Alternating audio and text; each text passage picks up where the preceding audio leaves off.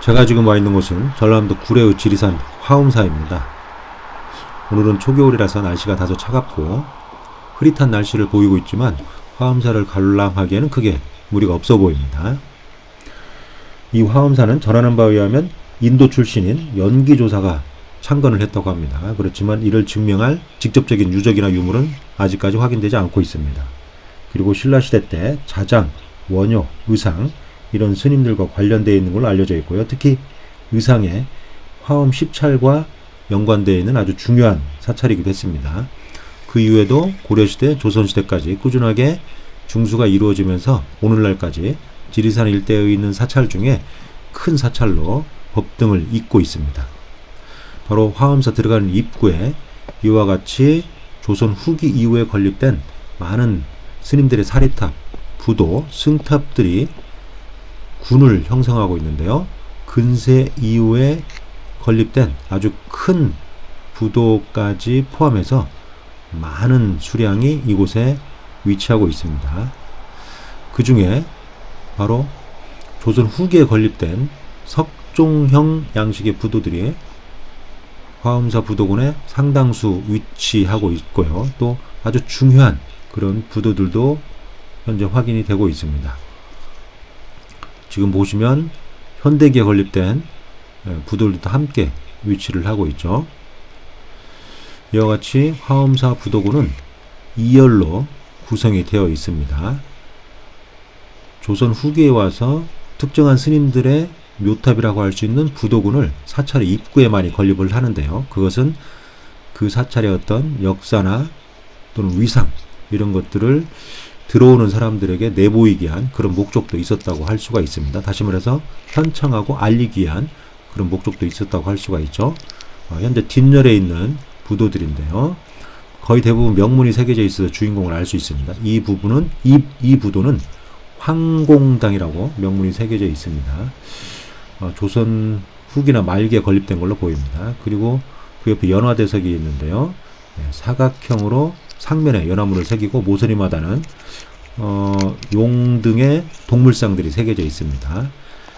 그래서 형태로 봐서는 비를 세울 때 사용된 걸로 보이지만 상면에 있는 사각형의 홈의 규모 그리고 홈 주변으로 있는 받침대로 봐서는 비를 세우기 위한 용도이기보다는 어떤 특정 스님의 부도, 탑신을 삽입 고정해서 세웠던 그런 연화대석으로 보입니다. 그리고 그 옆에 어떻게 보면 화엄사 부도군에서는 가장 큰 부도라고 할 수 있는데요. 그리고 양식사적으로 아주 중요하고 주인공도 명확히 알 수 있습니다. 이 부도는 명문에 의해서 벼감당의 부도임을 알 수가 있는데요. 벼감당 스님은 조선 후기에 특히 임진왜란과 정유재란 이후에 크게 활약을 했고요. 또 당시 중앙정부 왕실과도 밀접한 관련을 가지고 있으면서 남한산성을 축조하기도 했던 그런 인물로 알려져 있습니다.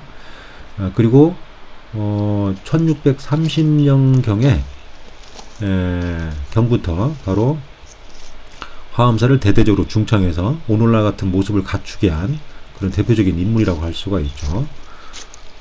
현재 부도를 보면 하부에 이와 같이 사각형 대석을 마련했고요. 대석의 모서리마다 지금 보시는 것처럼 거북이, 용 이런 다양한 동물상을 각각 배치했습니다.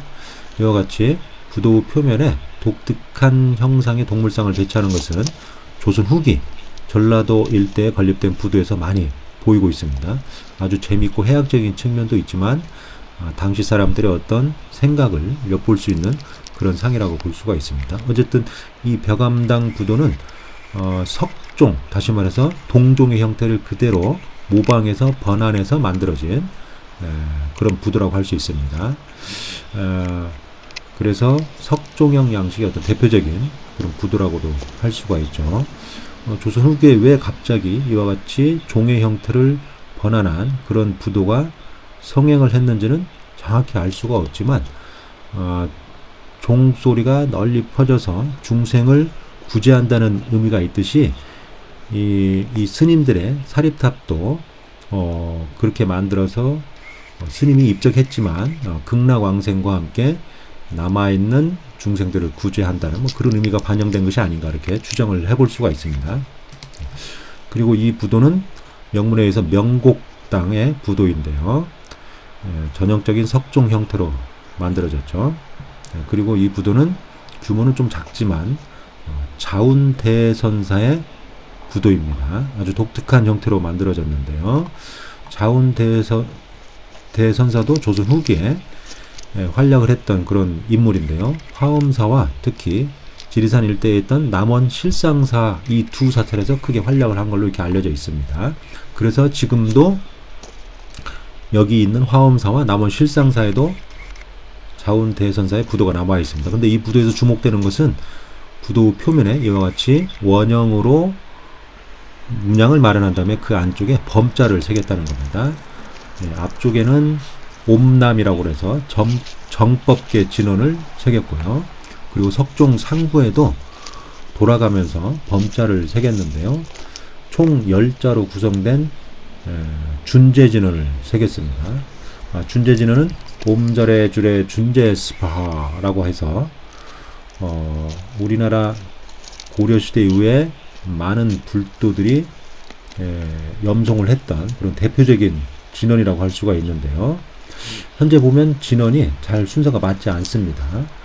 조선 후기의 각종 석조물에 진원이 새겨졌는데 순서가 엇갈리거나 잘못 새겨진 경우가 많이 있습니다. 이것은 아마도 장인이 진원을 새기는 과정에서 실수가 있거나 또는 범자를 잘 몰랐기 때문에 그런 결과가 생긴 걸로 보입니다. 어쨌든 준재진원은 많이 외우면 외울수록 모든 악과 그 다음에 복을 받는다는 장수를 할 수 있다는 그런 진원입니다. 그래서 조선시대 사람들이 아주 많이 외웠던 그런 대표적인 진원이라고 할 수가 있습니다. 그리고 지금 보시는 부두는 아주 독특하게 만들어졌는데요. 풍탁처럼 만들었죠. 아주 독특합니다. 바로 이 부도는 개파당의 부도입니다. 개파당 앞면에 이와 같이 명문이 새겨져 있어서 부도의 주인공을 알 수가 있는데요.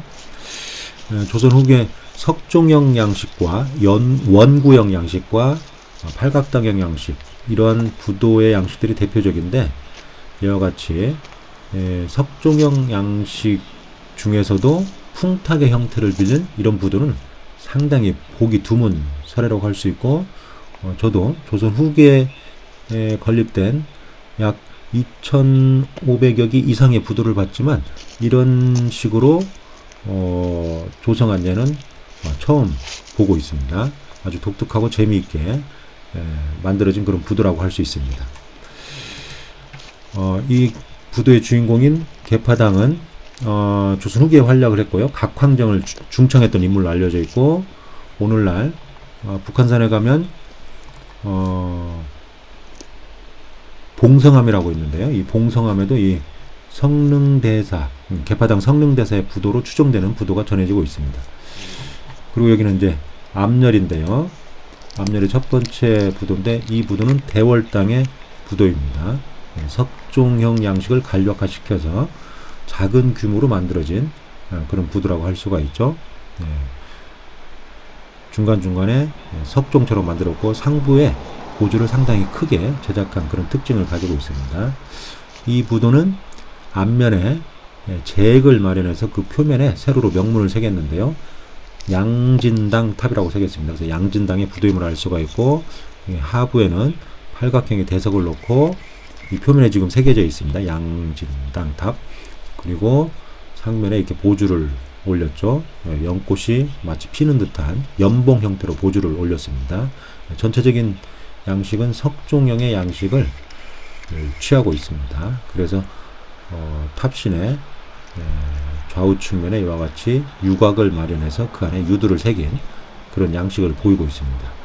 섬세하게 석종을 동종의 모습을 새기지는 않았지만 간략화시켜서 이렇게 새겼음을 알 수가 있습니다. 그리고 구례 화엄사 부도곤에서 유일하게 비가 하나 이렇게 서 있는데요. 이 비는 호운대율사비입니다. 호운대율사비. 그런데 전체적으로 비의 양식이 좀 간략화되어 있고요. 또 상부에 올려져 있는 개석이 단순화되어 있습니다. 그리고 명문에 의하면 이 비는 1946년 8월에 세워졌음을 알 수가 있습니다.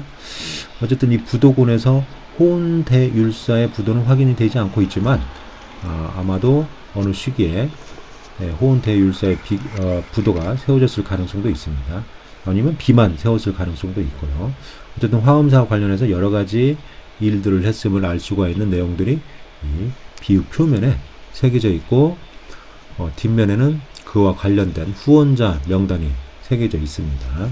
그래서 정확하게 비의 주인공과 건립 시기 등을 알 수 있는 그런 비라고 할 수가 있습니다. 여기 보시면 후원자와 관련된 일종의 이름들이 나열되어 있다고 볼 수가 있죠. 이 비를 세울 때 후원한 사람들이라고 볼 수가 있습니다.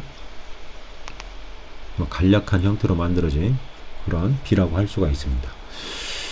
그리고 그 옆에 다시 석종형 양식의 부도가 있는데요.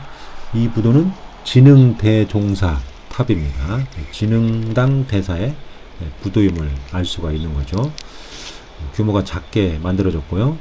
표면에 이와 같이 세로로 명문을 새겨 놓았습니다. 그리고 종신, 탑신 네 곳에 유곽과 그 안에 유두를 새겼는데, 유두를 아주 많은 양을 새겼죠. 일반적으로 우리나라 동종은 유두를 9개 정도 새기는데요. 여기 보면 4개씩 총 16개를 새겼네요.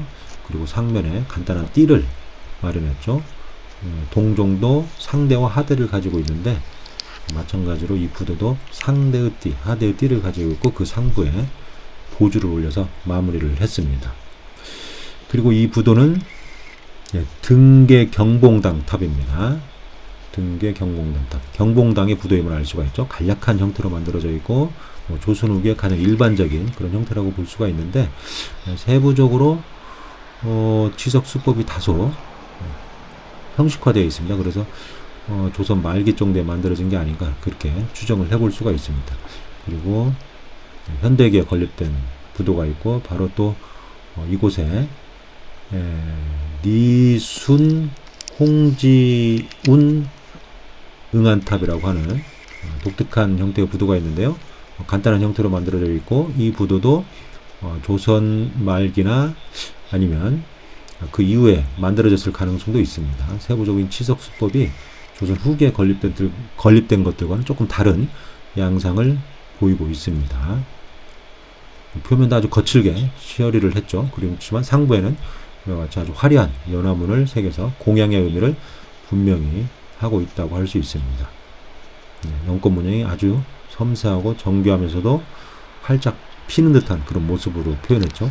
이와 같이 화엄사 입구에는 여러 개의 부도가 현재 건립되어 있어서 거의 대부분 조선 후기에 제작된 것들입니다. 그래서 화엄사가 조선 후기에 와서 여러 스님들이 머물면서 지속적으로 중수가 이루어졌음을 보여주고 있습니다.